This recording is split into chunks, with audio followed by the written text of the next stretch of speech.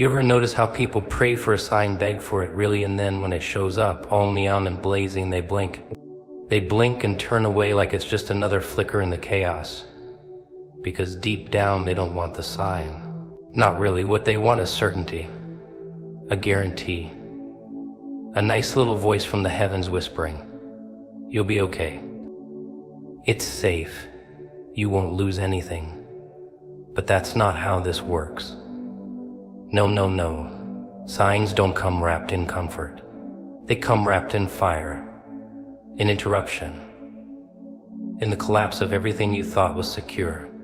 Signs, people talk about them like they're little feathers drifting down from the heavens, soft and poetic, maybe with a twinkle of music in the background. But the truth, the real, twisted, delicious signs don't whisper, they disrupt. They're chaos in a suit knocking at your door with a baseball bat grinning wide, while you pretend you didn't hear the knock. You know the one. That moment your stomach drops for no reason, that text you weren't supposed to see, that call you missed on purpose, because deep down something in you already knew this was the crack in your lovely little lie. People want the divine to come in a dream, some golden light, an angel with kind eyes. But the real messages, they come wrapped in things you don't want to feel. An argument, a betrayal, the sudden silence of someone who used to speak your name like it meant something. "Oh, but you write it off, don't you?" Life is just stressful. People change. I'm probably overthinking. No, my friend, you're underfeeling. You're ignoring the wrecking ball because it doesn't match the wallpaper of the fake reality you built around yourself. The sign doesn't come when it's convenient. It doesn't knock while you're sipping tea and journaling about gratitude. It shows up in the middle of your mess, when the bills are late, when the fake friends flake, when the job you prayed for becomes a prison cell with a paycheck. But it doesn't care, because it's not there to comfort you, it's there to wake you up, snap you out of the daydream you call normal. And what do? You reach for the remote. You scroll. You self-medicate with fake smiles and reheated dreams. And all the while, the sign is standing there, waiting louder than ever, daring you to see it. You want guidance, you want a miracle? Good. But know this, real miracles come in demolition form. They rip, they tear, they remove what you were afraid to let go of. That toxic relationship, sign. That suffocating job, sign. That ache in your chest every time you lie to yourself and say you're happy. Oh, that's the loudest sign of all. But the irony, you think the chaos is the problem, when actually the chaos is the compass. It's the universe flipping the table you were never meant to sit at in the first place. But people don't want truth. They want tranquil lies. They want signs that validate their stagnation. Messages that say, keep going, you're fine. Stay where it's safe. No fire. No flood. Just a gentle pat on the back while they rot in routine. But that's not a sign, that's sedation. That's a lullaby sung by fear wearing a friendly face. A real sign shocks you. It ruins your plans. It drags the mask off and shows you your reflection without the filter. And what do most people do? They look away, pretend they didn't see it, laugh nervously and say it's probably just coincidence. Coincidence. That beautiful word people use to dodge destiny. As if the pattern didn't repeat itself. As if the same kind of pain didn't keep knocking. Different names, different faces, same lesson. Again and again and again. You call it bad luck. I call it a sign you've been refusing to learn, because the message doesn't leave. It just gets louder, it gets uglier. Until one day, it doesn't knock, it breaks in. And by then, you're too deep in the lie, too far gone to remember what truth even tasted like. You'll call it punishment. You'll cry, why me? But deep down, you'll know. You saw the sign. You just didn't want to believe it. See, signs don't need your belief. They don't require your permission. They arrive with one job: to dismantle the illusion. And the more you resist, the more it hurts. But oh, how you'll justify it. It's just a rough patch, it'll pass. Things will go back to normal. But what if normal was the problem all along?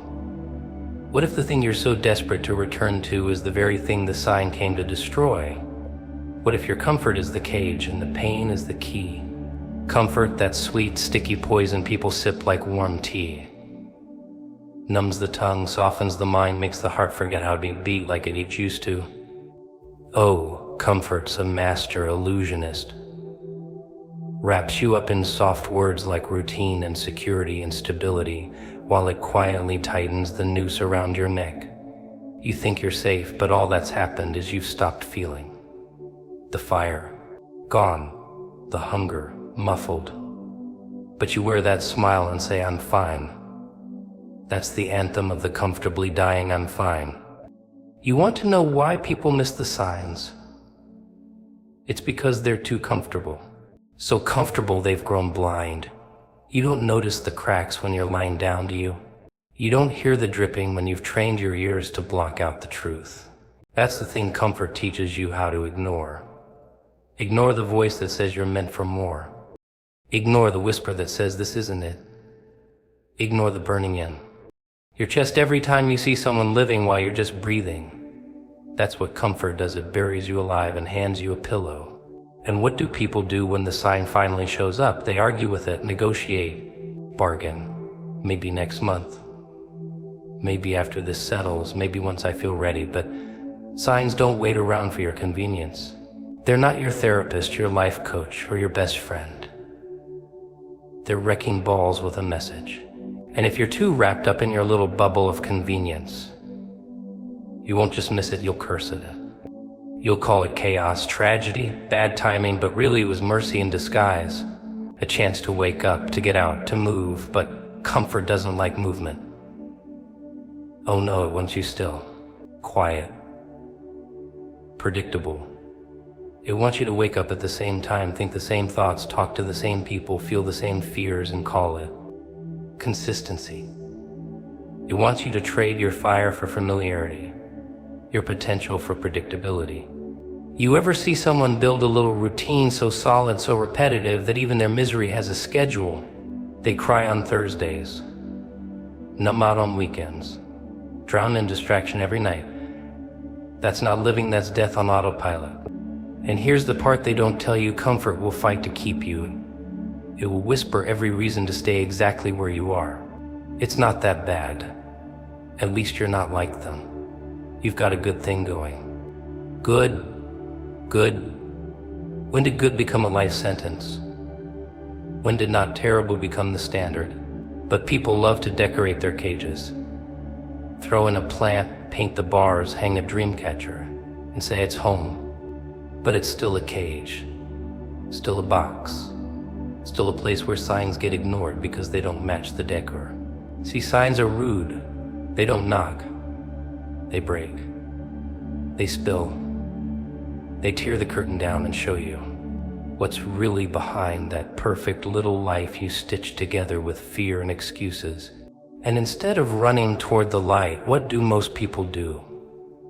They close the curtain, draw the blinds, say it was just a bad day, but deep down they know that something cracked, that something tried to get in. And the more they ignore it, the quieter they become, until one day there's nothing left but noise on the outside and silence on the inside. Comfort kills dreams with a smile, tells you that ambition is risky, that desire is dangerous, that change is unstable. But it's not unstable, it's uncomfortable. And there's a difference. Uncomfortable is where growth lives, where freedom breathes, where truth screams like a lunatic in the back of your mind, waiting for you to finally listen. But you won't hear it over the lullaby of comfort, that hypnotic hum that says, stay, wait, don't rock the boat. And so the signs start to fade, not because they're gone, but because you've turned down the volume of your own awareness. And eventually, the sign stops showing up altogether. Why would it? You made your choice. You chose the soft couch over the sharp truth, the quiet lie over the loud reality. And now, you're safe. You're still. You're comfortable. Just like it wanted. Just like you begged for. Only now the silence isn't peace, it's a prison. And the saddest part, you built it yourself brick by brick, excuse by excuse, denial by denial, while the signs screamed outside, begging you to tear it all down. You ever notice how people wait? They wait for the right time, the right mood, the right sign, the perfect alignment of the stars before they do anything that matters. They wait so long they rot in place. And while they're waiting, life just strolls past, flicking them off like dust on its shoulder. See, the problem isn't that the sign didn't show up. The problem is when it did, they were too busy looking at their phones, too caught up in a fantasy version of themselves that never quite moves, never quite bleeds. People love the idea of change, love the poetry of transformation, but oh, how they loathe the process, because real change doesn't come with applause. It comes with chaos. Real signs don't whisper, they scream. They kick down the door while you're sipping your Latin and mutter something mad like, nah. But what do most people do? They flinch. They slink. They say, maybe not yet, maybe next week. Maybe when I've figured it all out. But figuring it all out is a myth, a bedtime story for people too scared to move with the mess. See, you've got a moment. A second where something inside you says, this is it. Go. And it burns. Oh, it burns. Like a match struck inside your lungs. You feel it, the pressure, the urgency. But instead of moving, what do? You rationalize, you tame it, you slap logic on it, duct tape over dynamite. You call it being realistic. But deep down, you know that fire wasn't a fluke, it was a flare. And you smothered it because you were more afraid of the risk than the regret. And yet, people don't realize the price of hesitation until it's too late. They think they're being safe, but really they're paying with time, with potential, with moments they'll never get back. All because they missed the signal. That 1 second where the universe punched them in the gut and said, go left. Now, but left didn't feel familiar. Left didn't feel comfortable. Left didn't come with a guarantee. So they kept walking straight, right into the arms of mediocrity, disappointment, and a whole damn lifetime of what ifs. But the funniest part, the sickest joke of all, was that the sign they missed, it wasn't outside. It wasn't in the clouds or the numbers on a clock or a message from a stranger. No, it was inside. It was the pit in your stomach, the chill in your spine, the dream that won't shut up. That feeling you got when everything went quiet and something whispered, this isn't it. That was the sign. That was the signal, but you ignored it, called it doubt, called it anxiety, called it anything but what it really was. Truth, you ever wonder how many times life tries to wake you up before it stops trying? How many signs does it send before it starts sending consequences instead? Because here's the thing, the signs don't stop. They just get louder. They go from whispers to screams to wreckage. And by the time you finally look up, you're surrounded by the broken pieces of a life you let slip away. Not because you didn't get a sign, but because you pretended not to see it. But denial's a powerful drug. People will do anything to stay asleep. They'll call the warning a coincidence, call the pain a phase, call the emptiness normal. And the longer they pretend, the heavier it gets. The sign becomes a weight, a shadow, a gnawing itch they can't reach. But they live with it. They adapt. They decorate their dissatisfaction, put lipstick on their limitations, and take selfies with their suffering. Smile through it, laugh through it, filter the hell out of it. But inside they're crumbling because they knew. They always knew. That's the thing, they knew the moment was there. They just didn't move, didn't leap, didn't say yes when it mattered most. Because the sign didn't come gift wrapped, didn't come with clarity.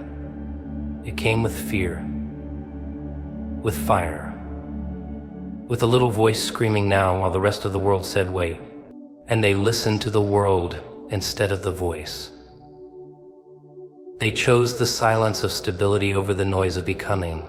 They chose safety over soul. And now they walk around with haunted eyes and perfect routines, wondering why everything feels numb, but numb is the price you pay for ignoring yourself.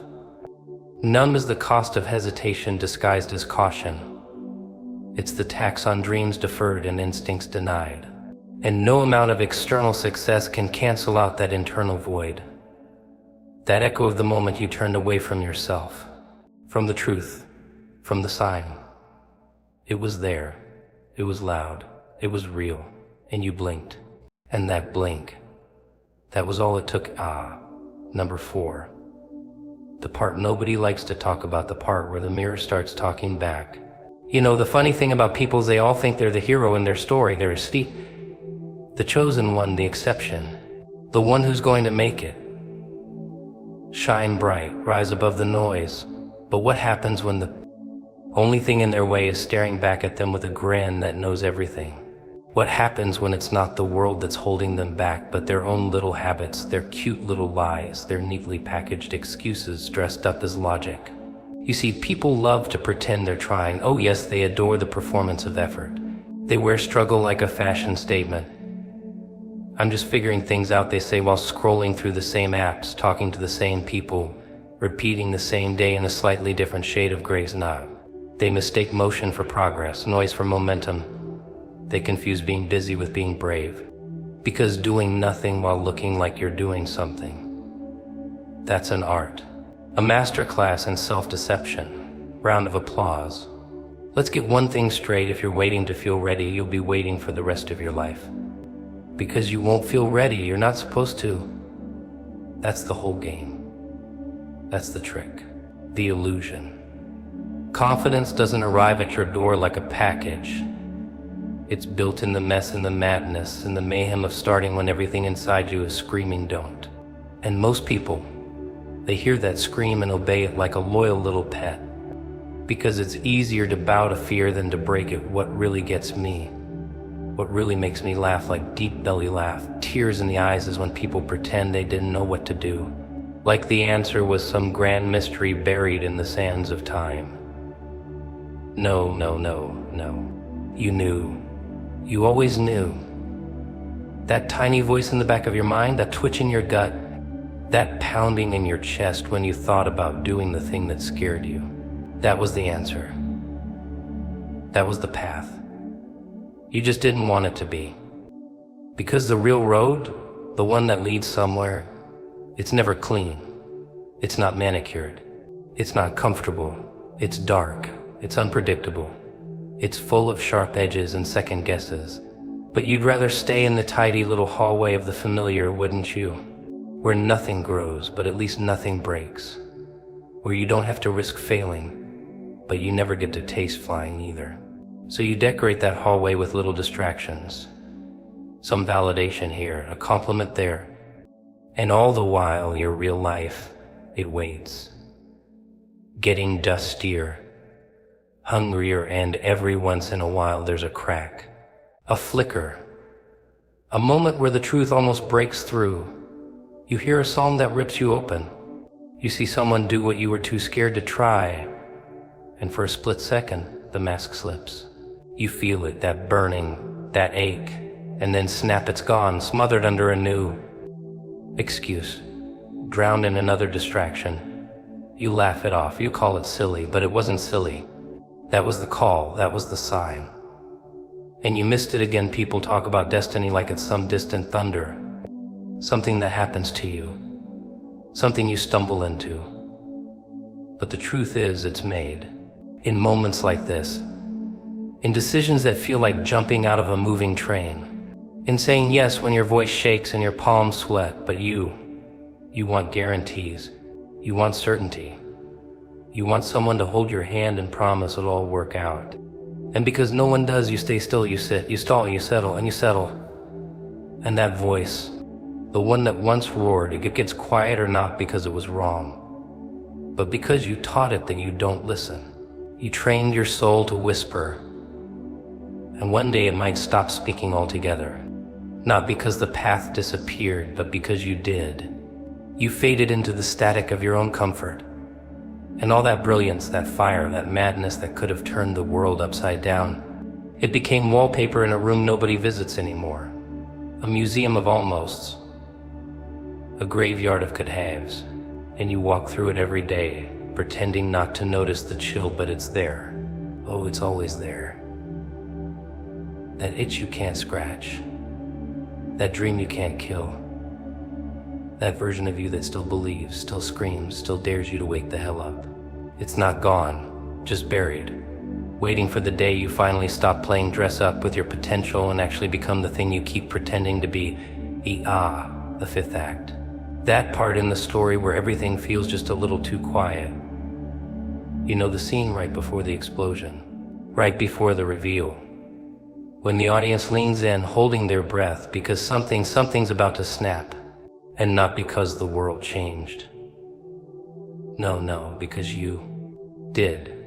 Or maybe you finally admitted what you were, what you are, what you've always been too afraid to say out loud. People think the shift is some loud, glorious thunderclap. Fireworks, trumpets, a chorus of angels singing while your life transforms in glorious high definition. But that's not how it works. Real change, it's not cinematic, it's unsettling, uncomfortable. It creeps up behind you like a whisper. It starts when you stop laughing at the same old jokes, when the music that once moved you doesn't hit the same, when the people around you start to sound like echoes instead of voices. It starts when your reflection feels like a stranger. It starts when the illusion begins to rot from the inside. That's when the outside, real fun begins.